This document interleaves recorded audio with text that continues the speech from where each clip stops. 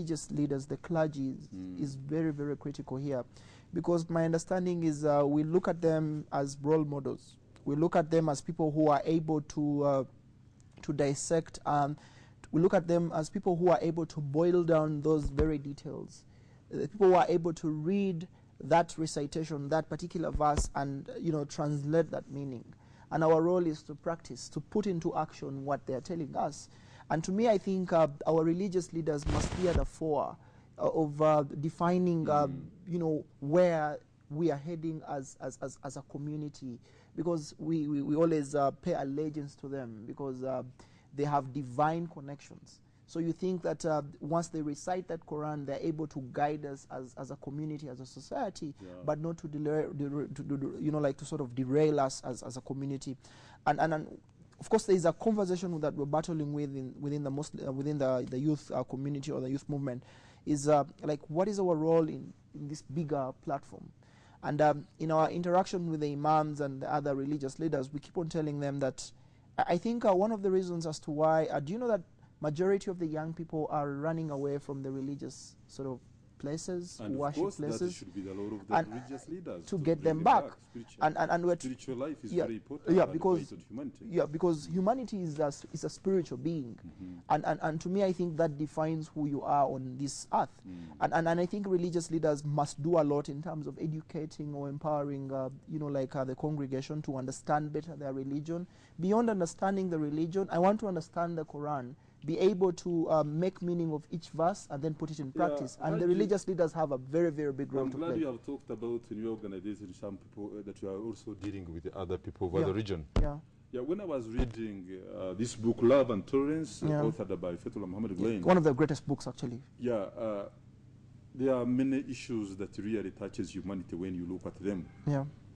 You see him giving special respect to any creature that was created by God. Yeah. And of course, when you look at the event that have been happening, him meeting the Pope, meeting other religious leaders, the Jews, and of course telling them, here, I'm a Muslim, you are leading Catholic in the whole world, you lead your faith around that side.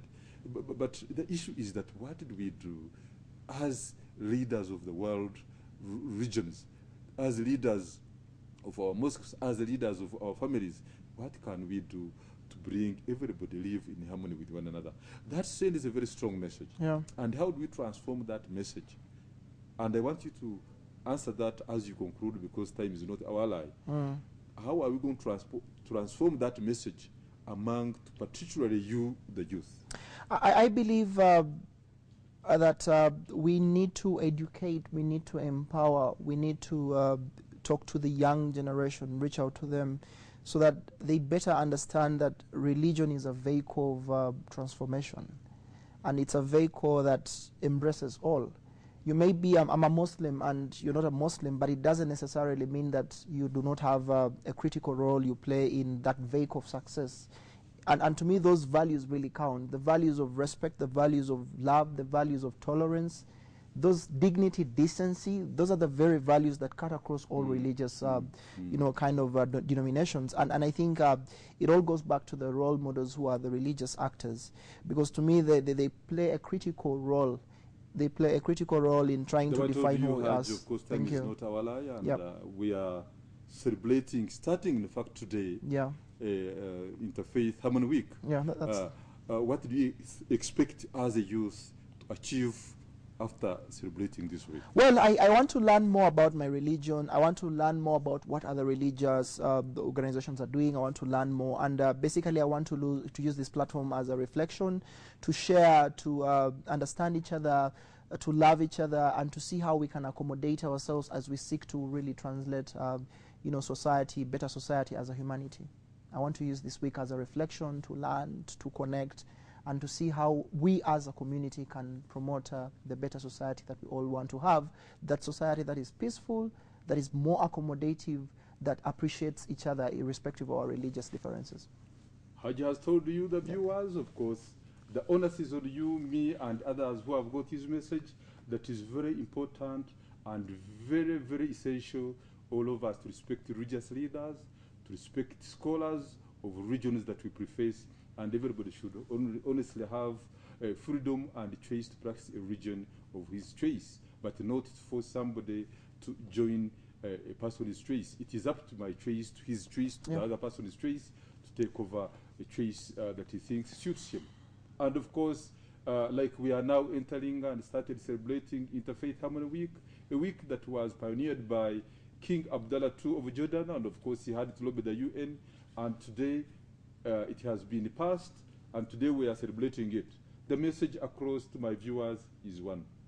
Let us humble ourselves. We respect the good that humanity stands for. And of course, if you are to respect that, you look at people who have endeavored to educate us. You would have given respect to Nabi Muhammad and of course other people of other faiths, what they say about the religion. And of course our guide always is the Quran Karim. And I wish you a happy Jummah and a happy week of World Interfaith Harmony Week. Hajji, you are welcome. Thank you very much. And of course, I believe that this is not going to be your last time in the studios of WBS. Thank you. And I want to conclude by saying thank you, WBS, for all your time you always avail to the Muslims, particularly when it comes to interfaith dialogue program that appears once a week. Assalamu alaikum wa rahmatullahi wa barakatuh. Wa alaikum salam wa rahmatullahi wa barakatuh.